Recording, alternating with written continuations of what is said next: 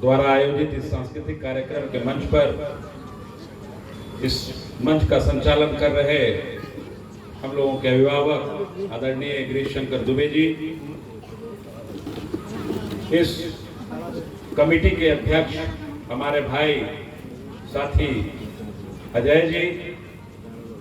हम लोगों के अभिभावक आदरणीय जगनारायण बाबू, रामविलास बाबू, बिगन बाबू, निराला जी, हमारे भाई जितेंद्र यादव जी, हमारे पूर्व मुखिया आपके चहेते राकेश गुप्ता जी, हमारे साथ यहाँ पर उपस्थित छोटे भाई पिंटू यादव जी, सुशील जी, अवध बिहारी बाबू, वीरेंद्र सौरभ जी, विष्णुजीत तिवारी जी, सुनील यादव जी, हम लोगों के अभिभावक आदरणीय श्री वीरेंद्र बाबू, हम लोगों के साथी छोटे भाई रत्नेश जी, पंकज जी, तमाम यहाँ पर उपस्थित अभिभावकगण, हमारी माताएं बहनें, नवयुवक साथीगण, सब लोगों को हूँ माता रानी आपके परिवार में खुशहाली लाए, आप उत्तरोत्तर प्रगति के पथ पर आगे बढ़े,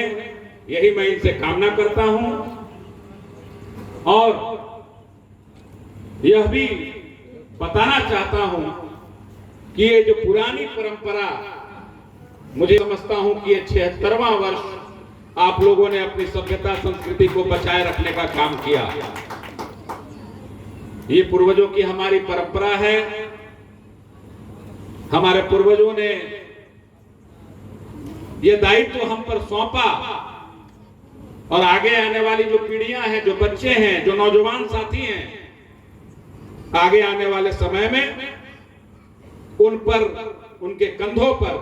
इस दायित्व को सौंपा जाएगा और यह अनावरत चलता रहेगा और चलना भी चाहिए,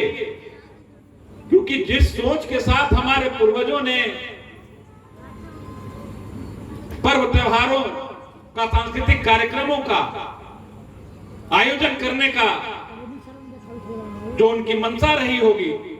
मैं समझता हूं कि जितने भी हमारे पूर्वजों के द्वारा स्थापित परंपराएं हैं, कहीं ना कहीं आप देखेंगे कि उसका साइंटिफिक आज के जमाने में उसकी उपयोगिता साबित हुई। चाहे वो उपवास का बात हो, चाहे इस 9 दिन जो हम अपने आप को उपवास पर रखते हैं, सामंजस्य बनाकर, टोली बनाकर, लोगों से आग्रह करके, चंदा करके इतने बड़े कार्यक्रम का आयोजन करते हैं, तो कहीं ना कहीं यह भी एक सीख देता है कि समाज में एकता और अखंडता बनाए रखने के लिए ऐसे कार्यक्रम समय समय पर होते रहने चाहिए। और यही हमारे पूर्वजों की सोच थी कि अगर साल भर आपको कुछ कटुता समाज में किसी से हो भी गई हो, तो उसको भी दूर करने का यह एक माध्यम हमारे पूर्वजों ने बनाया। और किसी भी पूजा अर्चना का, किसी भी जो परंपरा है हमारी, उसका मूल उद्देश्य यही रहा है कि समाज में सामंजस्य बनाकर, आपसी भाईचारे के साथ, मेल जोल के साथ समाज कैसे आगे बढ़े, समाज में कैसे तरक्की आए, समाज कैसे तरक्की करे, उस ओर सोचने का यह समय है। और यह मौका हमको, चाहे वो दुर्गा पूजा हो, चाहे वो छठ पर्व हो, समय समय जो लोग बाहर रहते हैं, पलायन कर गए हैं या कमाने खाने के रोजी रोजगार के चक्कर में बाहर गए हैं, आप देखते होंगे होली में, दीपावली में, छठ में छुट्टी लेकर आते हैं। आखिर उसका औचित्य क्या है? अपने परिवार के बीच में आने का औचित्य क्या है छुट्टी लेकर? औचित्य यही है कि सब लोग, हम लोग मिलजुल कर पर्व मनाएंगे, हर्षोल्लास के साथ मनाएंगे, एकता के साथ मनाएंगे, सामंजस्य के साथ मनाएंगे और समाज में खुशहाली लाने का काम करेंगे। यही वो सीख है। शक्ति की पूजा होती है, माता रानी की पूजा होती है। घर में उनकी मान सम्मान प्रतिष्ठा नहीं है, वो घर बर्बाद हो रहा है। तो यह भी सीख हमारे पूर्वजों ने बहुत पहले दिया और हम साल दर साल मना जरूर रहे हैं, लेकिन जो सीख हम लोगों को लेनी चाहिए उस सीख पर अमल नहीं कर रहे हैं। कालांतर में हो सकता है, समय बीता, उस समय की उपयोगिता कुछ और होगी, उस समय की सीख कुछ और होगी, अभी के समय की सीख कुछ और है। लेकिन आप जब जाइएगा तो दोनों का मूल जो हमारे पूर्वजों ने जो हम लोगों को सीख देने की कोशिश की वो यही दी कि भाई आप सशक्त करिए, महिलाओं को सशक्त करिए, उनको भी आगे बढ़ने का मौका दीजिए, उनके हाथ में शक्ति है, उस शक्ति को उभारने की आवश्यकता है, मतलब उनको शिक्षा दीजिए, आगे बढ़ने का अवसर दीजिए, उनको पढ़ाइए लिखाइए। यह सीख है। आराधना कर रहे हैं माता का, तो हम लोगों को अपने घर में भी महिलाओं को मान सम्मान प्रतिष्ठा देने की जरूरत है। यह हम अपने जब जीवन में उतार लेंगे तभी इस दुर्गा पूजा में जो हम भगवान की पूजा अर्चना करते हैं वो सफल माना जाएगा, क्योंकि कथनी और करनी में एक रूपता होनी चाहिए। यह विषय तो भगवान को, समाज को कुछ सिखाने सीखने का है, लेकिन आप लोगों ने दो बार मुझे अपने जनप्रतिनिधि के रूप में चुना, अपना प्यार स्नेह देने का काम किया, उसके लिए मैं आप लोगों का हमेशा ऋणी रहूंगा, अनुग्रही रहूंगा। इसलिए क्योंकि ना आप लोगों का प्यार मिला होगा तो आज आपके बीच में आपके जनप्रतिनिधि के रूप में यहाँ इस मंच पर खड़े रहने का मौका नहीं मिलता। हमारा छोटा भाई है सुशील, कह रहा था कि आपने 5 वर्ष में कुछ नहीं किया, अगले बार जब आइएगा तो कर दीजिएगा। लेकिन इनके यहाँ हम लोगों ने दिया ही, एनओसी जमीन ही उपलब्ध नहीं करा पाया, सामुदायिक भवन के लिए दिया था इनके, हम लोग जमीन उपलब्ध नहीं करा पाया।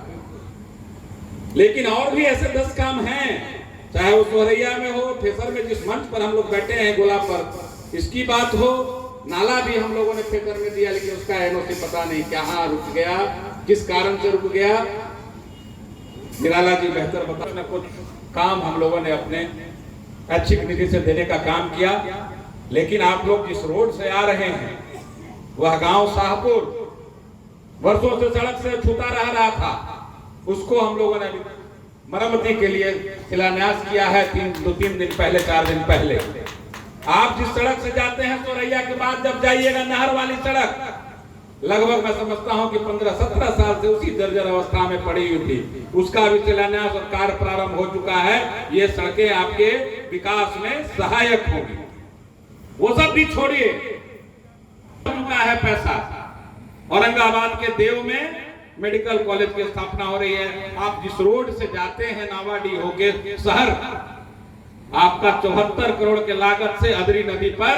रिवर फ्रंट बनेगा। अदरी नदी नावाडी से शुरू होकर कामा बीघा तक जाएगा। आप सोचिए उतना लंबा रिवर फ्रंट आप लोगों की सुविधा के लिए भी काम आएगा, क्योंकि उसके बगल में सड़क भी बनेगी। मतलब कामा बीघा से लेके आप नावाडी, मतलब एपीजे अब्दुल कलाम पार्क तक आपका वो व्यवस्था, शहर का जो वातावरण है वो शुद्ध वातावरण, नालियां जो गिरती थी नदियों में वो सब नालियां वालियां नहीं गिरेंगी। तो हम लोग उस ओर लगे हुए हैं। आपके यहाँ स्पोर्ट्स कॉम्प्लेक्स का टेंडर हो चुका है, आपके यहाँ ट्रॉमा सेंटर का टेंडर हो चुका है। तो ये सब बड़े काम हम लोग हैं कि भाई ये सब बड़े काम हो, जिससे आम लोगों को औरंगाबाद में छोटी मोटी काम, ऐच्छिक निधि का काम, सड़कें तो ये तो बनती रहती हैं, लगातार प्रोसेस में रहता है, 5 साल बाद 6 साल बाद